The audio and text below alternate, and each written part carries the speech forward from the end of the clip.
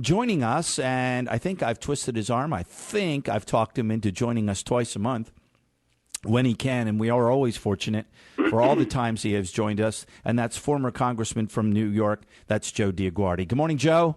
Good morning, Curtis. Nice to be on your show again. Now, interestingly enough, just within the last couple days, I'm driving in as I do about 4:15, 4:30 in the morning. I was listening to a nationally syndicated talk show host talk about this, that it was not bad for foreign governments to hold our debt. There's nothing wrong with China holding our debt. And I'm talking about someone who professes to be a conservative. And, this is kind of a conspiracy theory kind of discussion if you think that it's bad to have foreign countries hold our debt. So I thought it was very timely because today that's what we're going to talk about. We're going to talk about the debt. I'd like to talk about where we are, what is the real implications here. And, let's talk. And of course, we got Congress that balked and tripped and fell and raised the debt ceiling again. Nancy Pelosi, in fact, in the last week saying, the president should just ignore Congress. And if he wants to raise the debt limit, he should just do it unilaterally. So let's talk about our debt. Where were we, or where are we? And what does this all mean to us long term in America? I know that's a big discussion, but if we can do that, I think it's important. Well, it's not the fact that foreigners hold our debt that is a problem. It's the size of the debt of the United States of America that is the problem. And then if foreigners have too much of that, that could be a problem because it then could affect our decisions in foreign policy and other areas. But I think we have to get back to the main question. What is the real debt of the United States of America? Everything is relative today. People are saying, well, look, the Treasury bills are a safe haven. We know that Europe's got problems, but we may come out of this in the next few years okay because relative to Europe and the slowdown in China, people are seeing Treasury bills as a safe place to put their money. But, I've learned from my Jesuit teachers in philosophy that truth is not relative. Once you start thinking that truth is relative, then you go down a slippery slope and you could end up with a philosophy that could undo you. It could be communism. It could be anything. The point is you got to look at what the key issue is. The key issue is debt good for us? Now, nothing wrong with debt. People build companies. They put in equity. And when they want to expand, they have the right to look to others to lend them money. They go to banks first, and then they might go to others if they can't qualify at banks and get they have to pay a higher interest rate. That's where credit ratings are good. But if you look at the United States of America... Well, Joe, hold on for a second there. There's a foundational principle here, and that is debt in relationship to either assets or and I take, revenues or future revenues as assets, right? I mean, there's foundational principles for issuing debt and what amount of debt is good or bad for you to hold or have, right? That's true. But, politics can take that a bit too far by saying, the United States has a great asset. It's called taxing powers. So we shouldn't be worried about the size of our debt right now because sometime in the future we'll be able, hopefully we'll grow out of it. But if we don't, we always have this ability to tax, and since we're a productive country, what are we afraid of?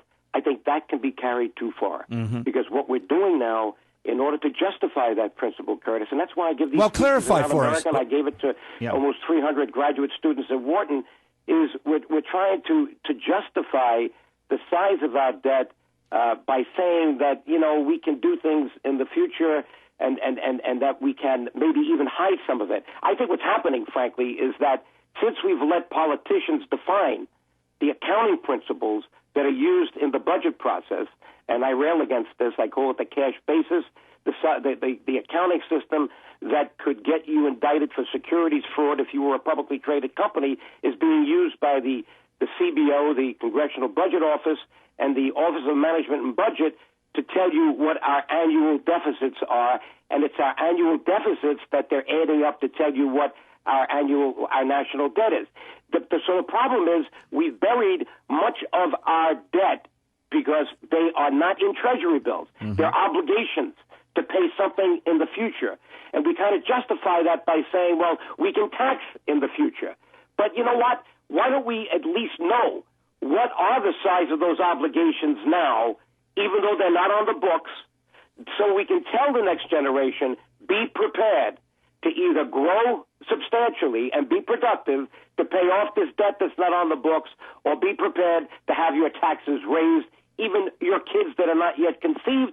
And what is that? Taxation without representation. That's what I've been saying. Well, so you got to go back to basics, and that's the truth. There's nothing better than numbers, because numbers, you can't really lie about numbers for long without someone catching you. You can't be that joke that says, I want to hire that accountant, and I'm going to ask him the question, what's 2 and 2? If he says 4, he's not hired. If he says 5, I'm going to hire him. That's not the way you do things. That's why we have outside auditors. That's why we have an accounting profession. But the federal government is not using that system in the budget process, so we really don't know. So when you talk about debt, we have to figure out what is the size of the debt. We know what Treasury bills are, $15 trillion. In fact, we're going to know it a lot more by the end of the year. You know why? There's a debt ceiling increase that's coming. And the debt ceiling is based on the Treasury bills. And that is now, it's gone over $15 trillion, which, by the way, is approximately 100%, just the Treasury bills, of the gross domestic product, the sum of all the goods and services, the economic activity of the United States of America. $15 trillion approximately is now equal to the debt on the Treasury bills, but yet people are saying the real debt, as I have in my book, Unaccountable Congress, it doesn't add up, is now $60 trillion. When you add the present value of the obligations that we have to pay for pensions, Social Security, Medicare, entitlements, civil service, federal military pensions, and many other things that are not quite recorded in our budget process. So it's not just the size of it's not just the fact that we have debt. It's the size of the debt and what is the debt. We still don't know clearly what is the debt of the United States of America. Well, that's what I mean. The basics here for our listeners is, one, we truly are not reporting the total debt of the United States on the books right now.